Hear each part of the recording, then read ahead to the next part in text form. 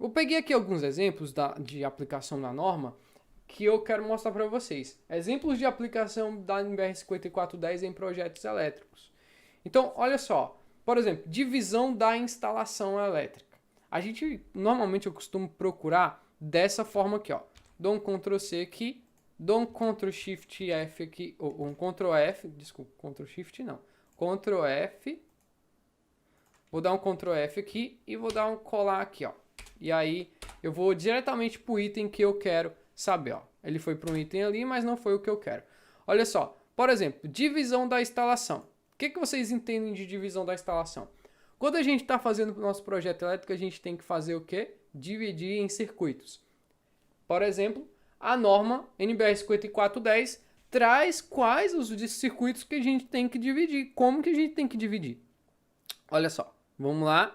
NBR 5410, divisão de circuito. Por exemplo, a divisão da instalação em circuitos deve ser feita de modo a atender, entre outras, as seguintes exigências. Segurança, em primeiro lugar, tá?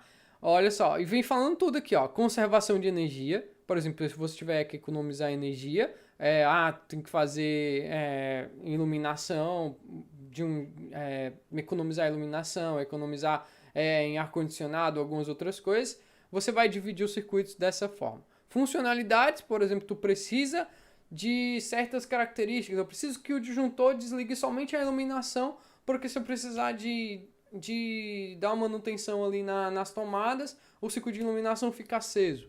Dentre várias outras coisas. Outra coisa interessante é que a quantidade de circuitos que você tem que ter. Ó. A instalação deve ser dividida em tantos circuitos quanto necessários, devendo cada circuito ser concebido de uma forma a poder ser seccionado sem risco de realimentação invertida através de outro circuito. Então, o circuito nunca pode compartilhar com outro circuito o mesmo condutor. Você pode dividir a instalação em quantos circuitos você quiser. Então, mesmo que o circuito tenha 1 ampere, sei lá, ou 2 ampere, ou alguma coisa assim, ou menos ampere, ou o circuito reserva, você pode criar quantos circuitos você quiser.